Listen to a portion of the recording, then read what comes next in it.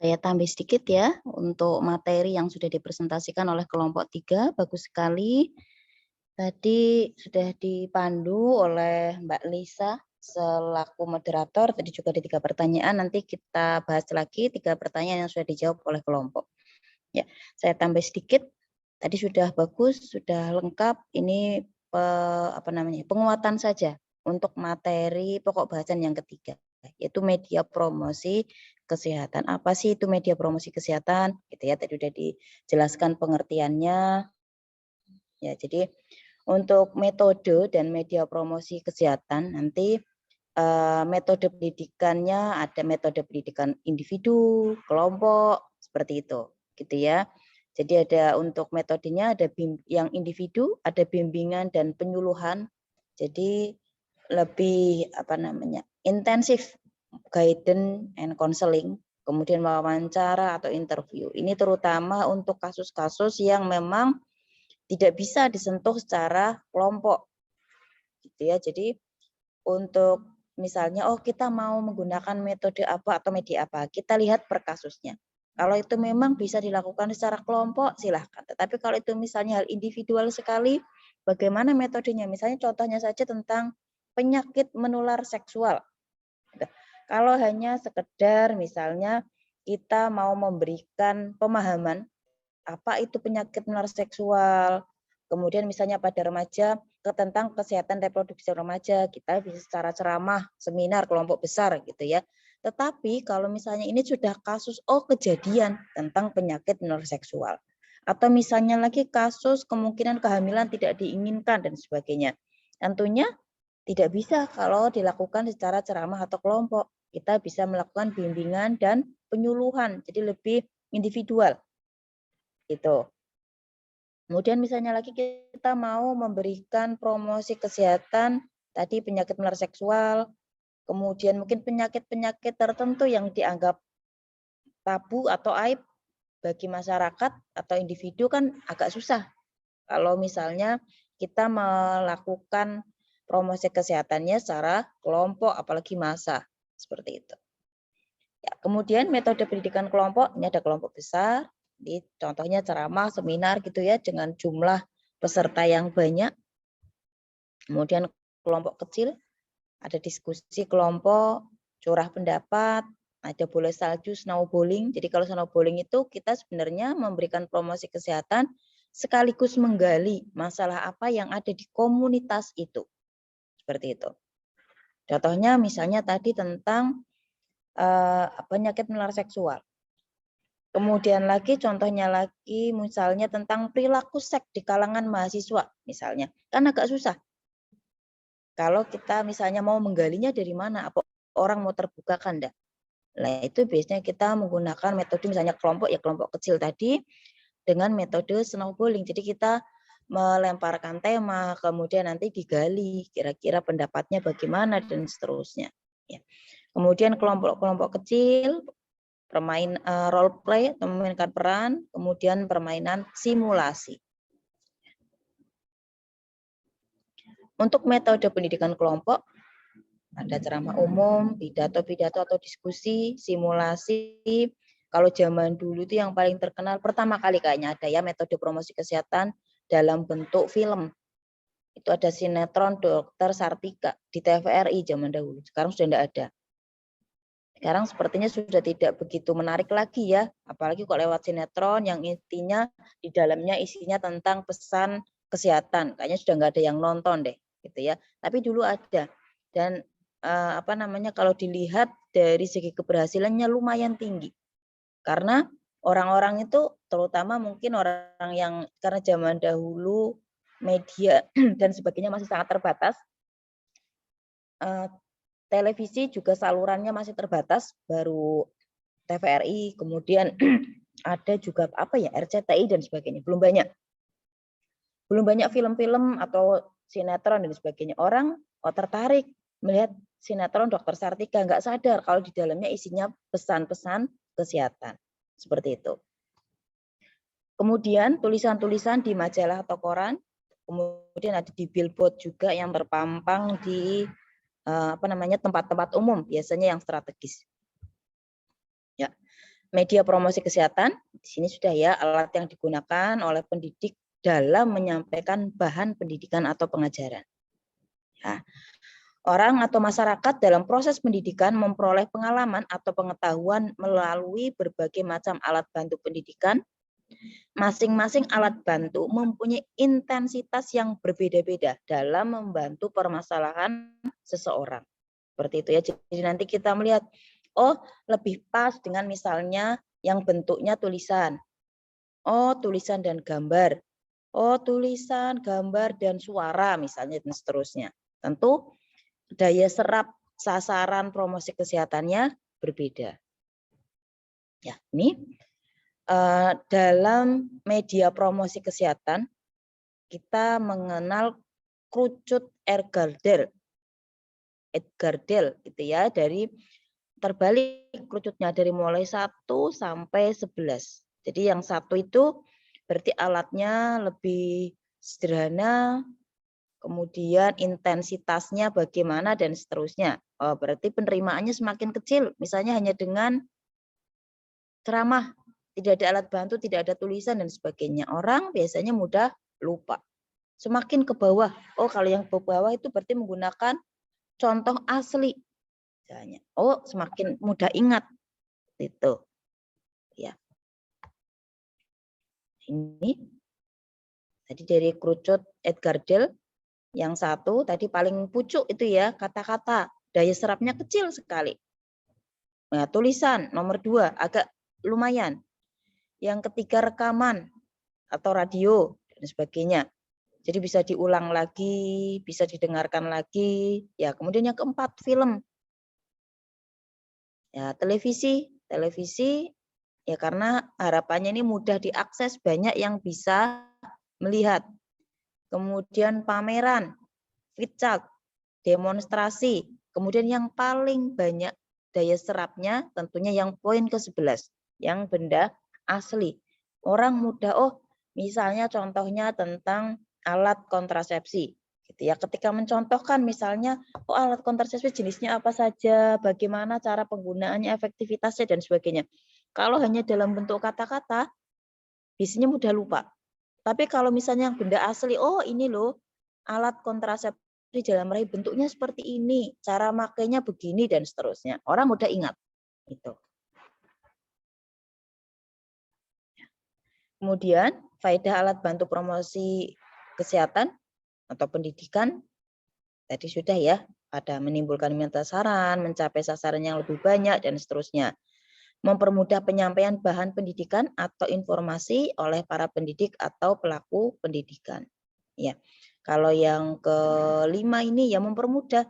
Jadi kita sudah ada pegangannya, panduannya. Jadi ketika menyampaikan sesuatu lebih fokus, tidak kemana-mana. Oh, saya mau mempromosikan kesehatan tentang topik ini. Ya, kalau sudah ada alat bantunya lebih mudah. Gitu. Ya, mempermudah penerimaan informasi oleh sasaran pendidikan, ya dengan adanya alat bantu tentunya lebih mudah diterima daripada hanya misalnya sekedar ngomong saja. Gitu. Mendorong keinginan orang untuk mengetahui, mendalami, dan akhirnya mendapatkan pengertian atau pemahaman yang lebih baik kaitannya dengan pokok atau materi ataupun sesuatu yang disampaikan oleh promotor kesehatan. Membantu menegakkan pengertian yang diperoleh. Iya, kalau hanya dalam bentuk kata-kata saja atau mungkin tulisan saja, kadang persepsi masing-masing penerima berbeda. Tergantung misalnya kita memberikan penyuluhan, pendidikannya macam-macam yang kita berikan penyuluhan tadi karena kelompok besar ceramah ya. Oh, ada yang lulusan SD, ada yang lulusan SMP, ada yang lulusan SMA, ada yang lulusan perguruan tinggi misalnya.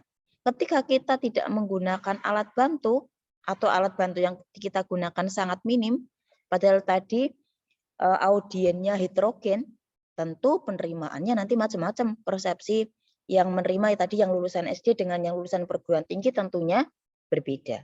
Seperti itu. Tapi kalau dengan adanya alat bantu, harapannya persepsinya menjadi sama. Kalaupun misalnya berbeda tidak terlalu jauh gitu. Ya. Ini macam-macam alat bantu promosi, ada alat bantu lihat, Jadi kita melihat saja. Alat bantu yang diproyeksikan, alat bantu dengar, alat bantu lihat, dengar. Ya, kira-kira yang paling efektif yang mana? Ya, yang menggunakan berbagai macam indera. Jadi kalau hanya lihat saja, ya mudah lupa. Apalagi hanya dengar saja. Tapi kalau semuanya lihat, dengar, apalagi kemudian tadi benda asli kita bisa memegang dan seterusnya. Lebih mudah diterima, gitu ya. Alat peraga menurut pembuatan dan penggunaannya, ada yang alat peraga rumit, complicated, ada yang sederhana. Gitu ya, tergantung bagaimana proses pembuatannya. Termasuk tergantung bahan-bahan apa saja yang harus ada. Tuh. Kalau ciri alat peraga sederhana mudah dibuat, biasanya menggunakan bahan lokal atau yang ada di situ. Mencerminkan kebiasaan atau budaya setempat. Misalnya di daerah Jawa, apa sih budaya yang ada di situ? Kemudian ditulis atau digambar dengan sederhana. Memakai bahasa setempat sehingga mudah dipahami. Iya. Jadi misalnya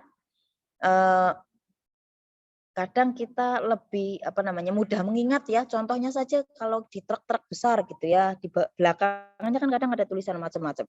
Ya kita jadi tertarik. Misalnya kita pas berkendara di belakang truk tulisannya macam-macam. Apalagi menggunakan bahasa daerah. Kadang ingatnya lama. Maksudnya tidak mudah dilupakan gitu ya. Jadi kok lucu gitu ya. Apalagi misalnya menggunakan bahasa daerah setempat. Ya. Jadi kalau misalnya di daerah Jawa, Jawa itu bahasanya kan macam-macam ya, bahasa Jawa. Jawa yang daerah Solo dengan Semarang, dengan Tegal, dengan Purwokerto itu kan berbeda. Kalau misalnya ciri alat peraga sederhana, kalau yang di daerah Tegal tentunya bahasa Jawanya yang menggunakan bahasa Jawa yang Tegal. Jadi lebih mudah dipahami.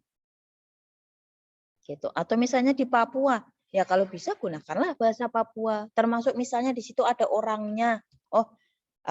Kalau misalnya bentuk billboard, ditaruh di tempat strategis. Kalau bisa ya orang Papua asli yang dipasang di situ, dipajang fotonya maksudnya. Tidak kemudian orang dari luar Papua. Gitu. Ya misalnya orang Jawa kalau bisa yang memang Jawa asli orang situ menggunakan bahasa daerah yang daerah itu. Ya. Kemudian memenuhi kebutuhan petugas kesehatan dan masyarakat setempat. Tadi kira-kira ketika menggunakan media kita lihat pokok bahasanya atau topiknya yang mau dipromosikan itu apa. Gitu. Kemudian yang kedua, sasaran kita dari segi pendidikan, dari segi umur, tuh kalau bisa jangan digebyah-uyah istilah Jawanya, atau jangan disamaratakan semua. Kita lihat pendidikannya. Kemudian umurnya, tentunya kita memberikan promosi kesehatan, kemudian medianya bagaimana, kalau tidak melihat usia juga jadi tidak menarik. Misalnya anak remaja, medianya disamakan dengan yang orang tua. Orang tua kan mungkin masih senang wayang, budaya daerah gitu ya. Kalau yang remaja, ya apalagi pesannya mau diterima, melihat saja sepertinya sudah tidak tertarik sama sekali. Seperti itu. Jadi dilihat temanya apa sih yang mau disampaikan. Kemudian sasarannya tadi, sasarannya dari segi umur. Kalau lebih detailnya lagi jenis kelamin, pendidikan, dan sebagainya. Seperti itu.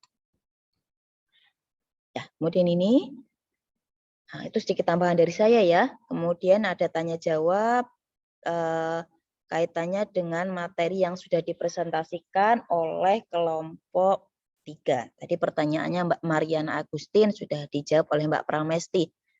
Apa saja kendala yang menghambat media promosi kesehatan? Ya sudah dijawab ya. Termasuk juga segi biaya.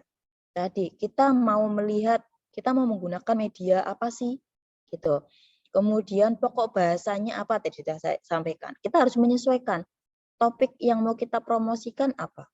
Ya, promosi kesehatan itu kan nanti banyak sekali ya. Kalau bidan ya mulai dari wanita masih dalam kandungan, nanti dia bayi, anak-anak, remaja, kemudian dewasa, sampai lansia. Kemudian pokok permasalahannya kan juga banyak. Apa yang mau dipromosikan? Itu jadi lihat pokok temanya apa, kemudian sasarannya apa. Ya, kendalanya tentunya tadi, oh ini temanya sama, tetapi nanti sasarannya berbeda. Berarti kan medianya tidak bisa disamaratakan. Itu berarti butuh biaya. Gitu. Dan sebagainya. Kemudian pertanyaannya Mbak Sofi. Sudah dijawab oleh Mbak Anggidela. Mengurangi komunikasi verbalistik maksudnya apa? Gitu ya. Jadi komunikasi verbalistik, verbal itu kan dalam bentuk kata-kata ya, baik lisan maupun tulisan. Jadi kita langsung ngomong seperti ini lisan, ataupun dalam bentuk tulisan, itu verbalistik. Ya. Jadi komunikasi yang lebih efektif memang yang non-verbalistik. Apalagi untuk kaitannya dengan hal-hal memang yang tadi misalnya individual. Jadi kasus-kasus yang memang tidak bisa kalau hanya dengan ceramah, apalagi ceramahnya umum. Oh, harus lebih intensif, lebih individual. Misalnya kasus-kasus yang memang merupakan hal yang sensitif. Paling pas ya yang non-verbalistik. Seperti itu. Jadi dengan sentuhan, ataupun tadi kalau misalnya kelompok kecil yang memang yang komunitas, yang sama-sama di posisi permasalahan yang hampir sama. Seperti itu. Kemudian pertanyaan yang ketiga, pertanyaan Mbak Adelia Agustin, sudah dijawab oleh Mbak Novita. Faktor apa saja yang mempengaruhi kegagalan media elektronik? Bagaimana solusinya? Ya, kegagalan media elektronik. Tadi mungkin dari segi apa namanya ya, kalau sekarang media elektronik luar biasa menjangkau, misalnya medianya kita buat di katakanlah di Jakarta, bisa menyebar ke seluruh Indonesia, ke seluruh pelosok. Jadi menghemat sebenarnya, menghemat tenaga. Gitu ya. Jadi kita tidak harus datang ke pelosok itu, asalkan memang medianya bisa diakses. Tadi kalau misalnya menggunakan jaringan internet, jaringan internetnya memang tersedia dengan baik. Itu. Ya. Kemudian apalagi dibuat yang menarik, misalnya media elektronik. Ya kita lihat tadi sasarannya ya, sasaran termasuk pendidikan. Sasarannya itu lihat dari berbagai macam aspek. Oh, umur, pendidikan. Ya, kemudian apalagi kalau bisa mungkin keadaan geografisnya, kemudian lagi status sosial ekonominya, sosial budayanya, seperti itu. Jadi tidak sama rata. Mungkin temanya sama, tetapi oh kalau yang untuk remaja dibuat seperti ini, yang untuk lansia seperti ini. Oh, untuk daerah ini dengan mayoritas misalnya penduduknya oh agamanya Nasrani, berarti mungkin medianya seperti ini. Oh, yang sini paling banyak misalnya penduduknya Muslim, berarti yang seperti ini dan seterusnya. Oh, yang ini paling banyak misalnya berarti mungkin bentuknya medianya seperti ini dan sebagainya. Jadi kalau bisa dispesifikan. Ya. Itu ya. Jadi paling tidak bisa mengurangi kegagalan. Jadi tidak sia-sia, intinya seperti itu. Ya. Mungkin itu tambahan dari saya. Ada yang mau ditanyakan lagi? Silahkan. Ada? Kaitannya dengan media promosi kesehatan?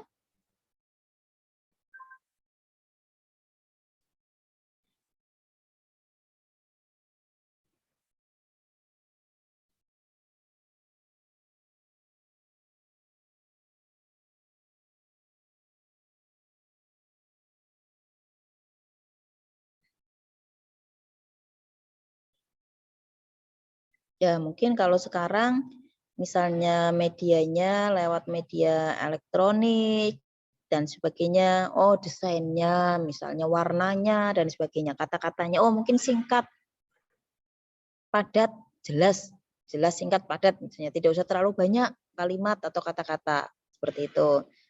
Ya, tapi itu juga kita lihat lagi, siapa sasarannya kita. Kalau misalnya terlalu singkat, orang yang mungkin pemahamannya kurang, nanti dia juga akhirnya harus mencari informasi di tempat lain ya. Kalau informasi yang didapat sesuai, kalau yang tidak sesuai nanti persepsinya malah berbeda. Tentunya kita lihat, oh singkatnya yang seperti apa, padatnya yang seperti apa, jelasnya seperti apa. Tergantung tadi sasarannya, misalnya seperti itu, gitu ya.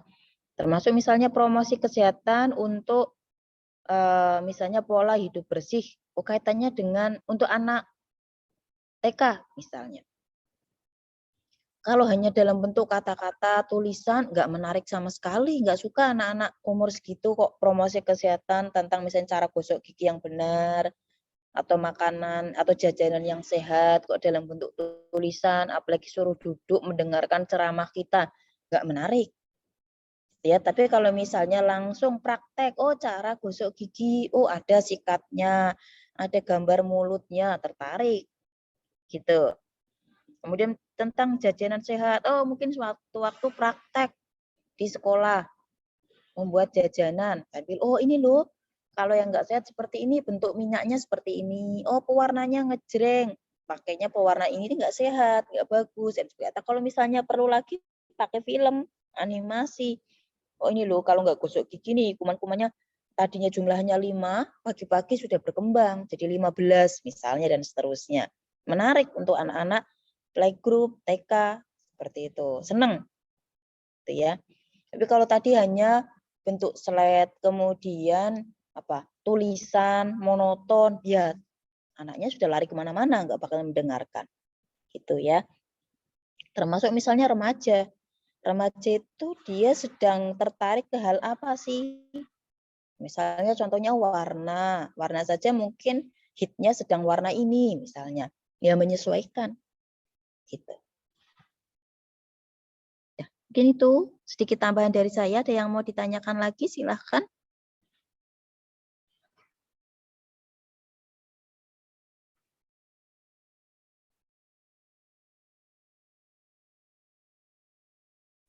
Belum ada, Ibu. Belum ada. Oke, kalau belum ada, mungkin pertemuannya sampai di sini dulu. Silahkan nanti bisa digunakan ya untuk mengerjakan tugas berikutnya, baik mata kuliah saya maupun mata kuliah yang lain. Ya, jadi waktunya diefektifkan, gitu ya. Jadi misalnya ada tugas kelompok atau tugas individu, tidak usah menunggu nanti ada waktu kosong dan sebagainya, gunakan, selesaikan, gitu ya. Kemudian apalagi di masa pandemi seperti ini, kebutuhan istirahat itu kan juga harus tercukupi. Mungkin kalau malam maksimalkan untuk istirahat, seperti itu, gitu ya. Jadi walaupun sudah divaksin 2 kali, ternyata memang virusnya itu kan terus berkembang, gitu ya. Jadi kita tidak boleh lengah, karena kita sendiri di sini di asrama masih ada kakaknya yang isolasi, tadinya jumlahnya berapa semakin bertambah, gitu ya. Jadi padahal sudah divaksin itu kan, vaksinnya juga sudah lengkap, sudah 2 kali, gitu. Jadi tetap jaga kesehatan, jaga kondisi. Kalau yang tugas dan sebagainya bisa dikerjakan siang hari, dimaksimalkan siang hari. Malah mungkin ya tidak sampai larut ya, biar istirahatnya tercukupi. Karena daya tahan tubuh dan sebagainya itu kan kayak dipengaruhi juga oleh pola makan, istirahat yang cukup, gitu. Gitu ya. Ya, silahkan bisa melakukan, dilanjut dengan aktivitas yang lain, tentunya mungkin tugas-tugas tidak usah nunggu nanti, kalau ada waktu kosong, waktu luang segera diselesaikan, gitu ya. Oke, mungkin itu saja dari saya. Terima kasih. Jaga kesehatan, sehat selalu. Insya Allah kita ketemu di pertemuan berikutnya. Jangan lupa ngisi daftar hadir ya. Untuk materi-materi dari saya nanti juga saya upload semua di Healthy biar untuk belajar. Gitu. Sekalian saya kasih rumah juga untuk pengumpulan tugas. Gitu ya. Tentunya nanti sebelum UTS, insya Allah sudah beres semua untuk materi sebelum UTS. Termasuk mungkin tugas-tugas juga sudah diupload semua. Gitu ya. Terima kasih. Saya akhiri. Mohon maaf atas segala kekurangan. Wassalamualaikum warahmatullahi wabarakatuh. Waalaikumsalam warahmatullahi wabarakatuh.